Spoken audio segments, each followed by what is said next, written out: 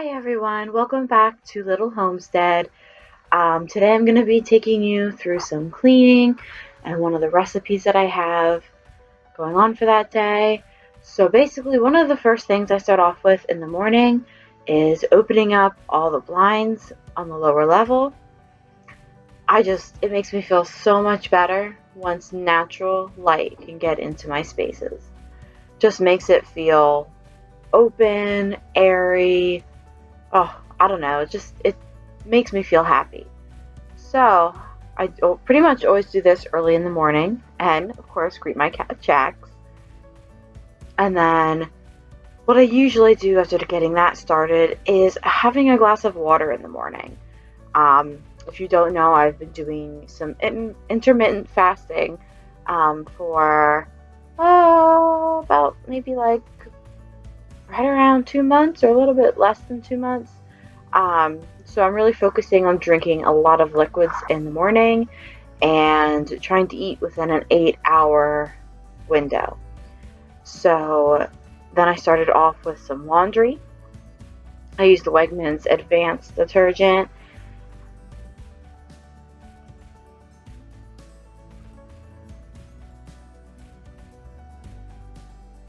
And after getting that started, I decided to tackle my kitchen.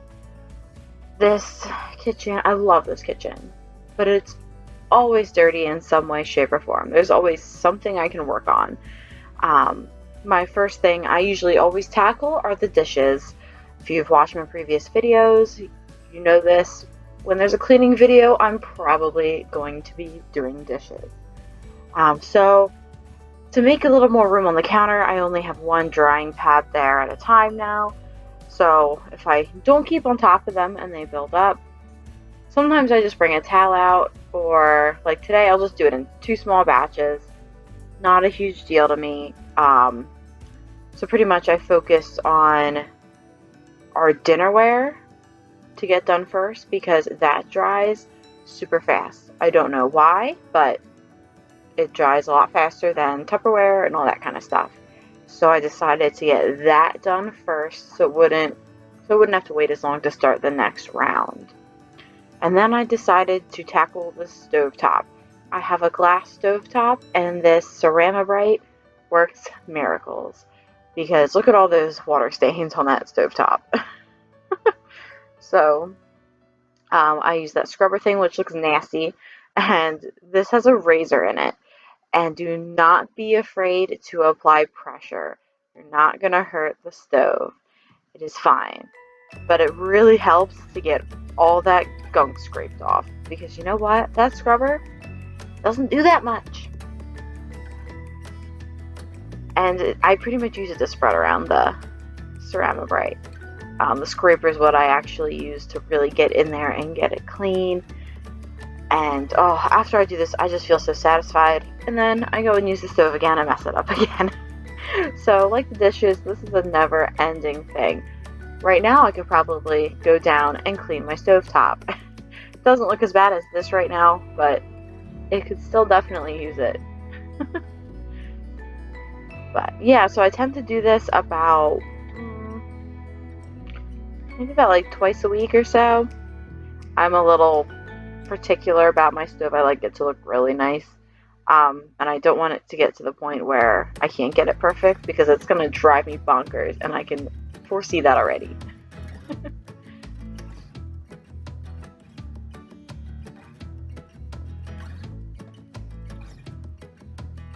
This blade, okay, after I've had it for a little bit, this is my second blade. We've been here coming up on, probably about like, what, 11 or 10 months being in this location. I'll probably be able to use this razor till we probably hit a year, but that sort of means I'm going to go through 2 razors a year on this stove. So it's a little annoying, but it gets it clean. So the end result is what matters to me at that point.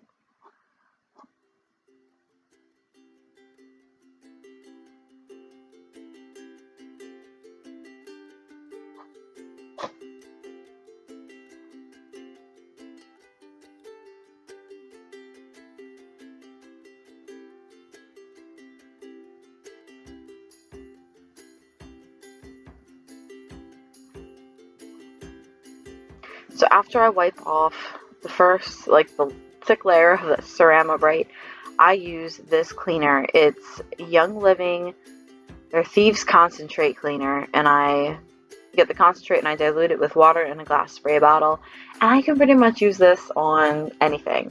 My windows, my countertops, cleaning the floor if I want, bathroom, you name it, I probably have used it on it.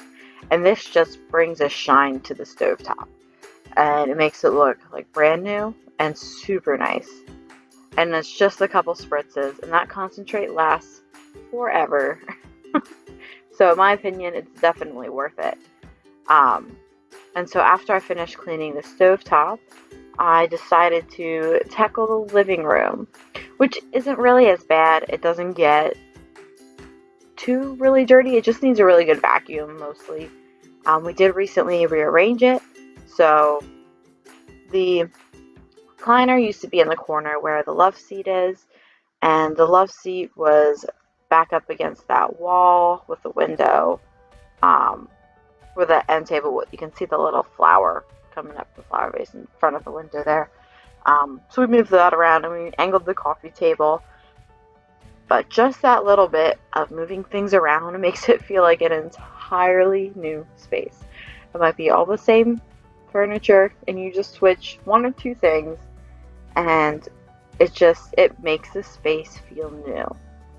And I needed it. I don't know, there was just something about the room before I was bored with. So I like to rearrange furniture and organize and try new things. And this time it worked out, thankfully. And the furniture was really easy to move on the floor. The furniture is really lightweight and does not leave any marks. So that was also a huge bonus when trying to rearrange a room. I would not want to try to move the TV stand or anything heavy. Nope, that would not be happening.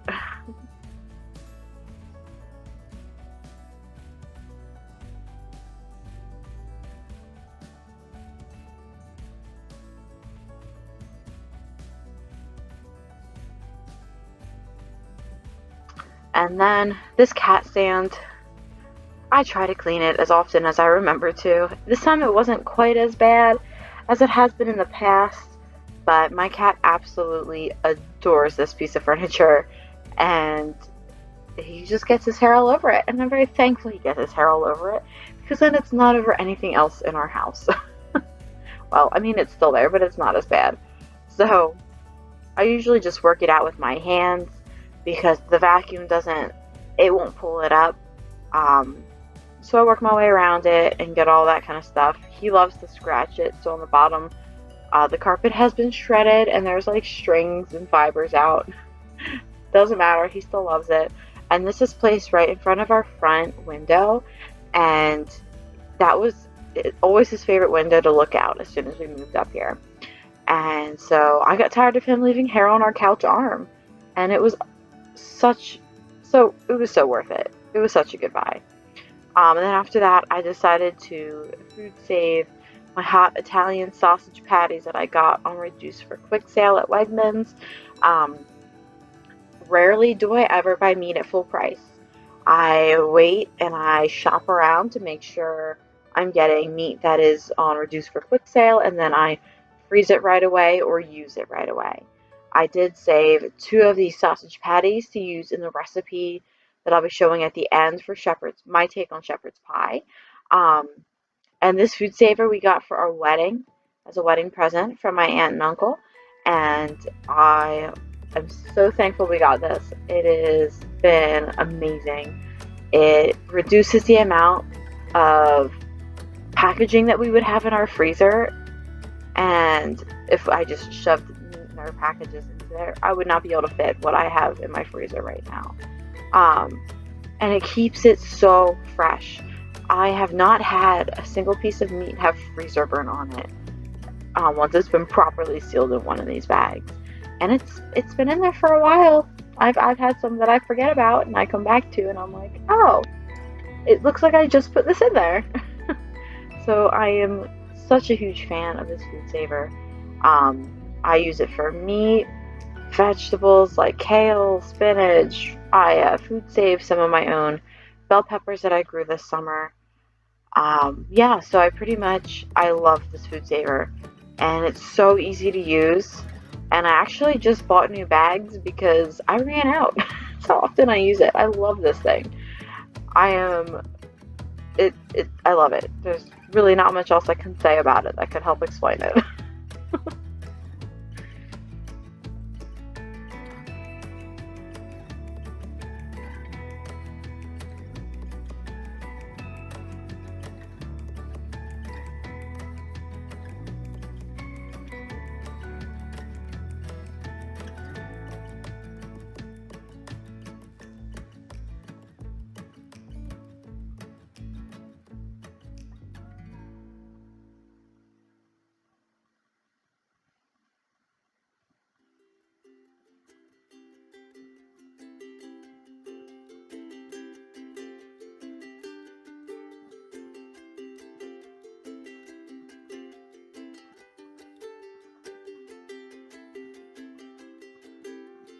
And I actually think that they were like $5 or $6 for a package, but when I looked at the price per pound, it was cheaper to get this on reduced per pound than it is to get the regular, like ground pork, ground sausage in the tube that Wegmans actually carries.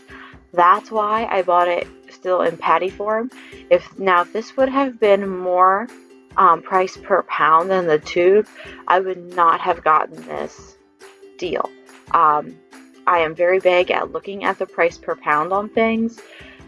Sometimes it works out, and sometimes it doesn't, and I just wait till the next deal rolls around. We do not like I shape my meals around what we have in the freezer and the fridge. I typically don't go out and buy specific things for certain meals anymore. I've sort of figured out that if I buy things on sale and I keep like a good variety in my freezer, I tend to not have to really shop around for specific meals. So I know now we have the sausage in the freezer, so I can use that for anything. I have like sausages for like sandwiches, micro sausage sandwiches. I have a pack of those in the freezer. I did buy those at full price at Sam's Club, but I hadn't tried Sam's Club sausages before, and I was really interested in trying them. Their cheese ones were good, a little salty, but good. The ones I have in the freezer now are a hot Italian, and I think it's a poultry one. My husband really likes poultry sausages. Oh, and before I get on this huge long train of how I shop, we are starting the recipe for shepherd's pie right now.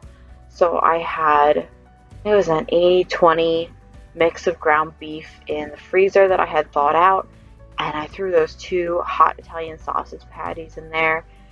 And I really just thought the sausage would add a really nice extra boost of flavor to the shepherd's pie instead of just being all beef. And I had the sausage, and it was thawed and it was ready to go. Now, if I hadn't had the sausage, I would not have gone out and bought the sausage for this meal. I just try to use what I have in my house to add flavors and just help bring the dish together a little bit more. So I just simmered this, no olive oil, no butter. These kinds of meats have enough fat in them that you don't need that, because you're going to have to drain the fat that they produce anyway. So I simmered this over like medium heat, I think, like a 5 or a 6. And then I chopped up a whole onion that I had in my pantry and put that in. And again, I won't like produce. I might go out and buy things if I need an onion from a recipe. I'll probably go out and get that. But I try to get a few extra. That way I can throw that in and utilize them in different ways that I might not have thought of before. So I didn't buy an onion for this meal, but I had extra, and it just adds more flavor. So I added an onion to that and let that simmer, and then I had grabbed 4 cloves of garlic and chopped them up real fine, and then I threw them in there as well. And again, I have extra garlic. I always keep garlic on hand, and it just adds flavor so much flavor. I love garlic. You can never have too much garlic, but it adds so much flavor to your dish. And then I just added a little salt and pepper to the dish as well while that was cooking through. Um, at this point, I had already drained my meat. I just held my lid over my pot. I just had a very small opening and let the fat drain out. So I'm just going to simmer this till it is cooked through, which is probably going to be about 15-20 minutes. I do it on a lower heat. I don't want to sear the meat. I just need it well cooked. And then I added a can of cream of mushroom soup because I didn't want my meat at the bottom of my shepherd's pie to be dry and crumbly. To be honest, I don't really know if shepherd's pie typically puts cream of mushroom soup or anything in the base, but this just helped with the texture so much, and it added a little bit of flavor as well. And cans of soup are not expensive, and I usually keep cream of mushroom on hand anyway.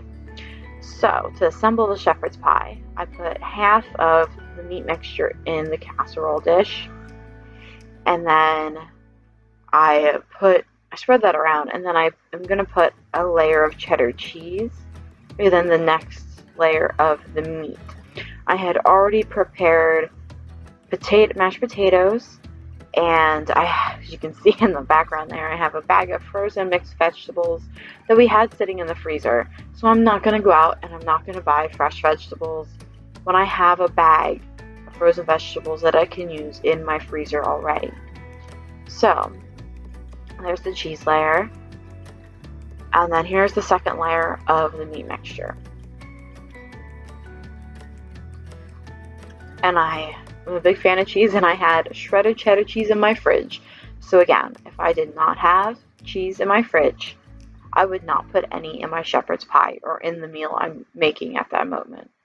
And then I'm going to put the bag of the mixed vegetables, and this had carrots, corn, peas, and green beans.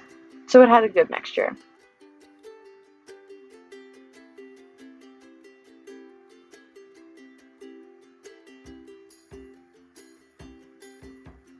I'm going to spread that out, and then I'm going to be putting my mashed potatoes on top. And I am so thankful the amount of mashed potatoes I made is what fit perfectly into this casserole dish. I am lucky. It does not hardly ever happen to me like that. I usually have a little extra of something, and I'm just so glad it came out even. I was so proud of it. It's the little things in life, guys, alright?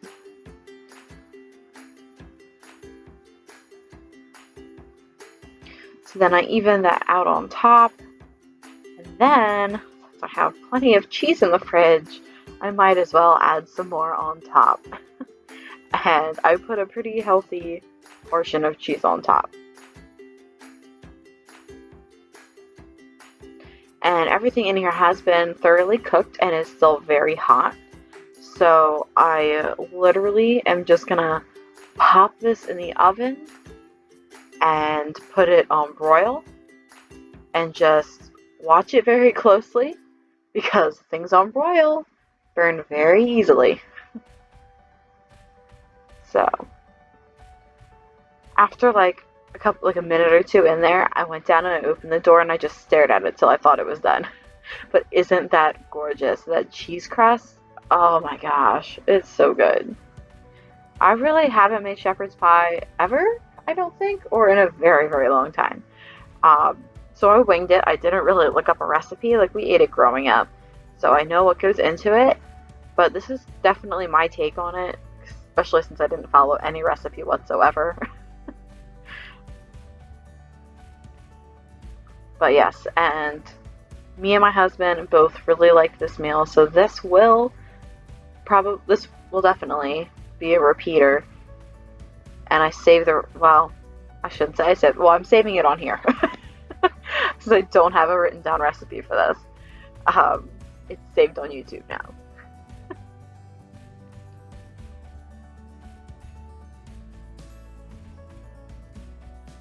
Oh, it just looks so good. And thank you guys so much for watching this video. Make sure to subscribe below and let me know what you would like to see in future videos. Bye!